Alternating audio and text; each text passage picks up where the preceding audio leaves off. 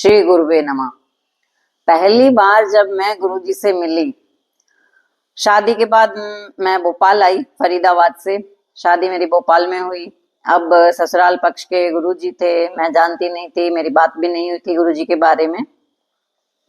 तो अब मेरे मायके में ये साधु संत महाराज और जो भी पंडित लोगों को मानते नहीं है, क्योंकि हमारे यहाँ पूजा पाठ नहीं होती है ज्यादा, बिश्नोई है हम। तो सिर्फ हमारे यहाँ एक हवन होता है और सब एक ही जगह, मतलब जो पूजा की जाती है, पूजा मतलब भगवान के हाथ जोड़े जाते हैं, बस इसके आगे कोई खास पूजा नहीं होती। एक हवन रहता है रोज का, वो हम करते हैं। और घर में साधु संत और पंडित लोगों का कोई काम नहीं है, क्योंकि मेरे परिवार में मानते ही नहीं है वो, तो इसलिए उनको आने ही नहीं देते, दूर से नमस्कार कर लेते हैं ऐसा। तो अब वही हमने सीखा हुआ था। तो अब यहाँ मन में तो वही चीज रहती है, मायके का असर ज्यादा रहता है ससुराल में शुरू में। तो उसके बाद अब जब मैं पहली बार गुरुजी से मिली, तो उस घर मेरे को आशीर्वाद देने के लिए आए थे। वो रायपुर से आए थे और भोपाल में थोड़ी देर आए बैठे। तो सासू माँ ने मुझे बुलाया और मैंने दूर से प्रणाम किया। तो सासू माँ ने एक ऑर्डर दिया कि चरण स्पर्श करो, तो मैंने उनके पास जाके चरण स्पर्श कर लिए। अब भी उन्होंने कहा कि नहीं, माथा टेक के चरण स्पर्श करो। तो मैं दूर खड़ी रही, मैं आई नहीं पास में, क्योंकि मुझे वो जो एक पीछे मायके वाली बात अंदर चल रही थी, शायद वो था कि ये कुछ भी हो, पाखंडी लोग होते हैं, अंदर वही था। कुछ साधु संत नहीं मानते तो असर तो रहता है मायके का। अब सासू माँ को गुस्सा तो आ रहा था, पर उन्होंने दोबारा बोला कि चरण माथा टेक के चरण स्पर्श करो। तो मैं गई गुरुजी के पास। गुरुजी ने मना कर दिया कि नहीं, रुको, नहीं करना, रहने दो। उनको पता लग गया था कि करना नहीं चाह रही है, क्योंकि वो सब बात जान लेते थे। ये बात तो मुझे बाद में समझ में आई। तो उसके बाद फिर से दोबारा से सासू माँ ने कहा कि नहीं नहीं, चरण स्पर्श करने पड़ेंगे। तो गुरुजी ने मना कर दिया कि नहीं, कोई बात नहीं, दूर से आशीर्वाद देके वो निकल गए। फिर सासू माँ को गुस्सा आना तो मतलब था ही, बनता है कि गुस्सा तो आएगा ही आएगा। उसके बाद मेरे मतलब शरीर में तकलीफ रहने लगी, बुखार सा रहने लगा, पर वो बाहर शो नहीं होता था। बाहर हाथ लगाने से पता नहीं लगता था, मुझे ऐसे लगता था कि मुझे बुखार है, बुखार है। और बहुत तकलीफ रहती थी, काम नहीं होता था, और शाम के टाइम ये और बढ़ जाता था। तो अब ये सासू माँ हाथ लगा के देखें तो कहते कि बुखार तो नहीं है। तो मतलब मुझे ऐसा लगता कि उनको लग रहा है कि मैं झूठ ही बोल रही हूँ। पर जब मुझे तकलीफ बहुत ज्यादा थी, तो मैं एक नाड़ी वैद्य जी को दिखाने गई। यहाँ है नाड़ी वैद्य, चंद्रशेखर नाड़ी वैद्य, बहुत मशहूर है यहाँ के। उनके शरद पूर्णिमा पे वो अपना कैंप लगाते हैं बड़े तालाब के पास, और बहुत लोग ठीक होते हैं उनसे। उनके पास गई तो उन्होंने कहा कि आपको हड्डियों में बुखार है।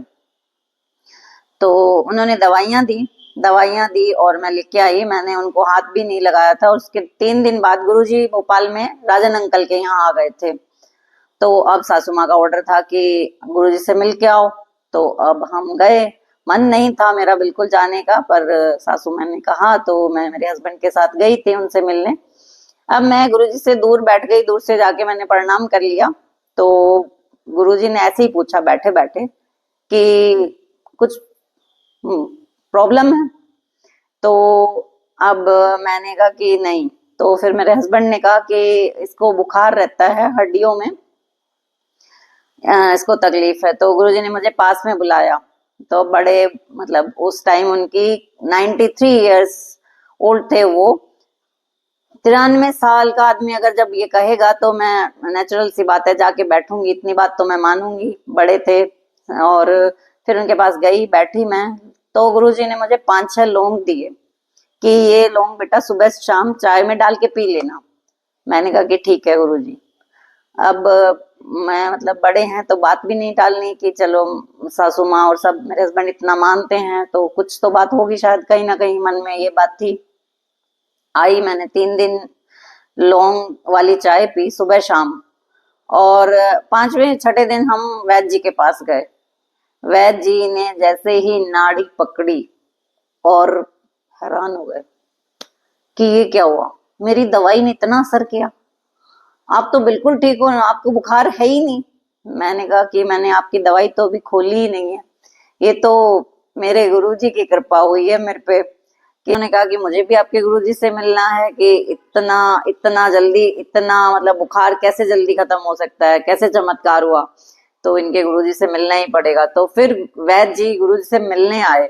जब गुरुजी अगली बार भोपाल में आए थे तो मेरे ससुर जी ने उनको फोन कर दिया था, तो वो मिलने आए और गुरुजी के लिए स्पेशल लड्डू बना के लेके आए थे।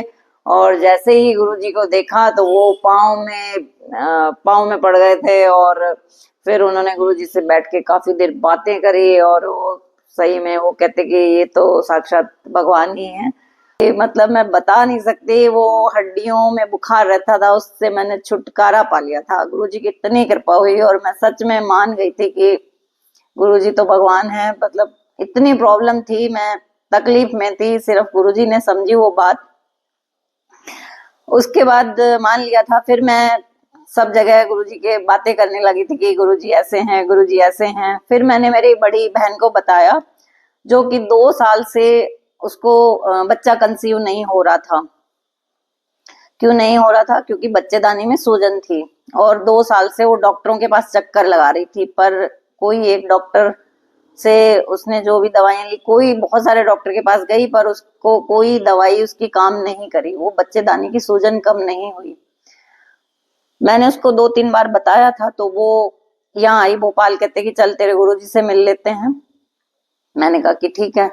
तो अब हम गए गुरुजी के पास, और गुरुजी ने, मेरा टाइम आया हुआ था, मैं बाहर ही बैठी रही, मैं गुरुजी के पास नहीं गई, क्योंकि गुरुजी के जिसका टाइम आया रहता है वो अगर पास में चला जाता है तो गुरुजी की तबीयत खराब हो जाया करती थी। तो फिर मेरी बहन, जिया जी और मेरे हस्बैंड गुरुजी के पास गए। गुरुजी ने जो चाय पीते थे, आधा कप उन्होंने ली, और आशीर्वाद के रूप में आधी चाय मेरी बहन को दे दी प्लेट में। तो बस वो उन्होंने दिया, और उन्होंने कहा कि जाओ घूमो फिरो, बस निकल जाओ यहाँ से, मतलब जाओ, तुम जा सकते हो, अभी हो गया काम। तो हम आ गए वापस। तो उसके बाद बस, उसके बाद जैसे ही आए, उसका टाइम आने वाला था, वो घर पहुंची, उसका टाइम आ गया, पर उसके अगला महीना उसका नहीं आया, बच्चा कंसीव हो गया था। इतनी, मतलब वो इतनी खुश थी कि मतलब बता ही नहीं सकती कि ये 2 साल में डॉक्टरों के पास चक्कर लगाती रही और कुछ नहीं हुआ, और गुरुजी की इतनी सी चाय की इतनी कृपा हुई कि, और गुरुजी ने बेटी का आशीर्वाद दिया था कि पहले लक्ष्मी चाहिए हमें, और सही में उसको बेटी हुई थी। ऐसे हैं हमारे गुरुजी। जय गुरुदेव।